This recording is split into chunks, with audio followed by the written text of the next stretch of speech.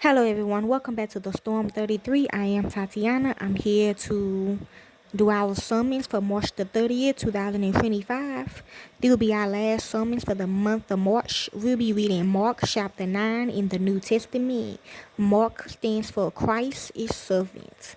So let's begin. And he said to them in red, "Truly I tell you, some who are standing here will not taste death before they see that the kingdom of God has come with power." Let's begin. The transfiguration. After 6 days, Jesus took Peter, James, and John with him and led them up a high mountain where they were all alone. There he was transfigured before them. His clothes became dazzling white, whiter than anyone in the world could bleach them. And there appeared before them Elijah and Moses, who was talking with Jesus. Peter said to Jesus, "Rabbi, is it good for us to be here? Let us put up 3 shelters, one for you, one for Moses, and one for Elijah." He did not know what to say. They were so frightened. Then a cloud appeared and covered them, and a voice came from the cloud. "This is my son whom I love. Listen to him." Suddenly, when they looked around, they no longer saw anyone with them except Jesus. As they were coming down the mountain, Jesus gave them orders not to tell anyone what they had seen until the Son of Man had risen from the dead. They kept the matter to themselves, discussing what rising from the dead meant.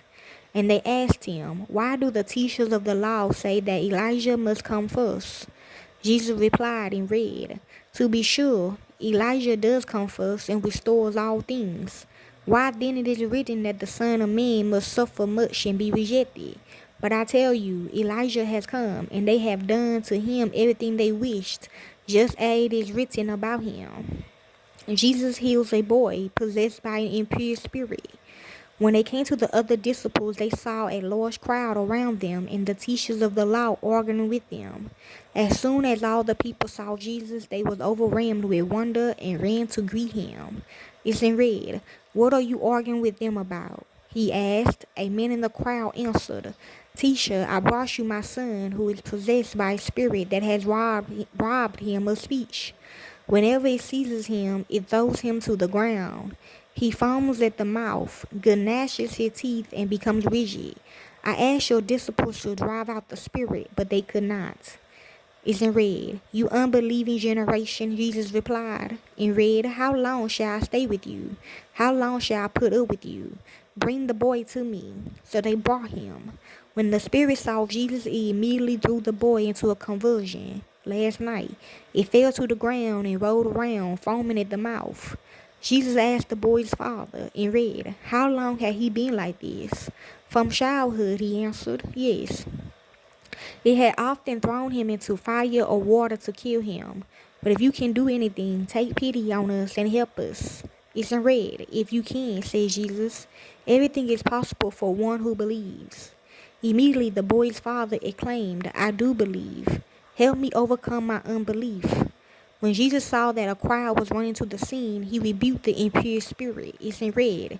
"You deaf and mute spirit," he said, "I command you, come out of him and never enter him again." In red. The spirit shrieked, convulsed him violently, and came out. The boy looked so much like a corpse that many said he dead.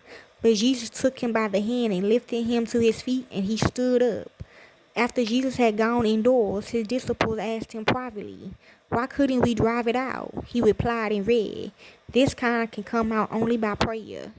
Jesus predicted his death a second time. They left that place and passed through Galilee. Jesus did not want anyone to know where they were because he was teaching his disciples. He said to them in red, "The Son of Man is going to be delivered into the hands of men. They will kill him, and after 3 days he will rise." But they did not understand what he meant and was afraid to ask him about it. They came to Capernaum when he was in the house. He asked them in red, "What were you arguing about on the road?" But they kept quiet because on the way they had argued about who was the greatest.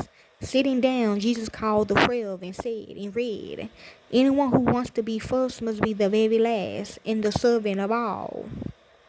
He took a little child whom he placed among them.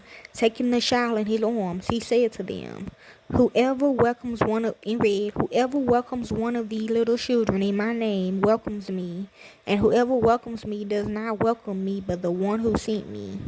Whoever is not against us is for us.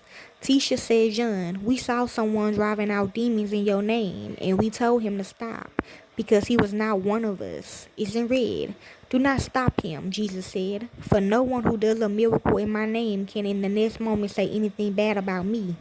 For whoever is not against us is for us.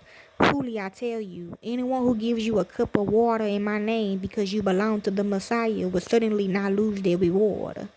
Causing to stumble is in red. If anyone causes one of these little ones, those who believe in me, to stumble, it would be better for them if a large milestone was hung around their neck and they were thrown into the sea. If your hand causes you to stumble, cut it off. Is it better for you to enter life maimed than with two hands to go into hell where the fire never goes out? And if your foot causes you to stumble, cut it off.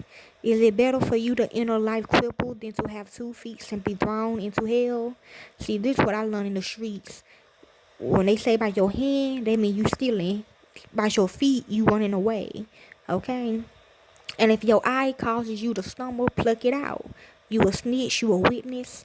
It is better for you to enter the kingdom of God with one eye than to have 2 eyes and be thrown into hell, where the worms that eat them do not die and the fire is not quenched. Everyone will be salty with fire. Salt is good, but if it loses its saltiness, how can you make it salty again? Have salt among yourselves and be at peace with each other. And that is Mark chapter 9 in the New Testament. Enjoy.